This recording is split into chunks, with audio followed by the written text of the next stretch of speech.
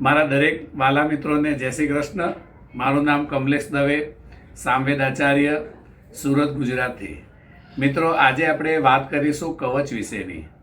આપણે દરેક ભગવાનના કવચ અલગ અલગ હોય છે, જેમ કે દેવી કવચ હોય છે, નારાયણ કવચ હોય છે, હનુમાન કવચ હોય છે। તો આપણે જે ભગવાનને પ્રત્યે વધારે ભાવના એટલે કે મન રાખીએ છીએ, એમને માનીએ છીએ, તો એ ભગવાનનું કવચ તમારે દરરોજ કરવું જોઈએ। એ કવચ કરવાથી આપણાને કેટલા ફાયદા થાય છે તે તમારે ધ્યાન રાખવાનું છે। પહેલા નંબરમાં કે કવચ એટલે કે આપણા આખું જે શરીર છે ને, એની અંદર દરેક ભગવાન રક્ષા કરે, એનું નામ છે કવચ।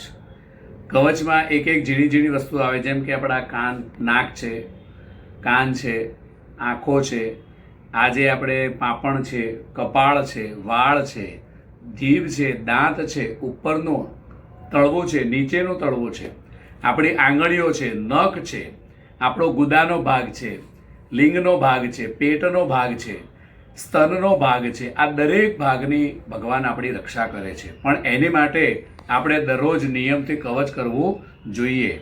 આપણા સનાતન ધર્મની અંદર એટલી બધી ભગવાને ઋષિમુનિઓએ વસ્તુ મૂકી છે, એ વસ્તુઓને આપણે બહાર કાઢવાની હોય છે। ખાલી આપણે વાતો કહીએ કે મારે આ રોગ થયો, મને આમ થયો, તો એનાથી મિત્રો કંઈ નહીં થાય।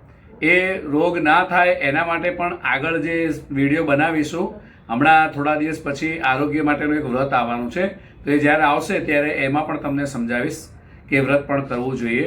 તો આપણું શરીર સારું રહે તેના માટે થઈ અને કવચનો આપણે પાઠ કરવો જોઈએ। કવચ એટલે કે આપણું આખું શરીર એ કવચ થઈ જાય।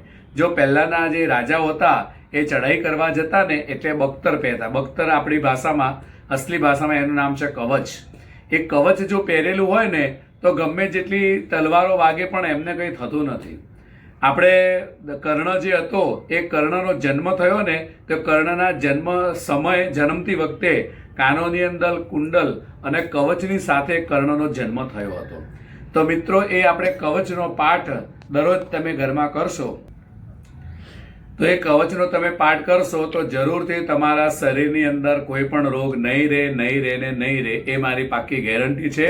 તો આવતીકાલથી દરરોજ કવચનો પાઠ શરૂ કરી દો। જો આ મિત્રો વિડીયો તમને સારો લાગે તો સબસ્ક્રાઈબ કરજો, શેર કરજો, કોમેન્ટ કરજો અને લાઈક કરજો। જય શ્રી કૃષ્ણ।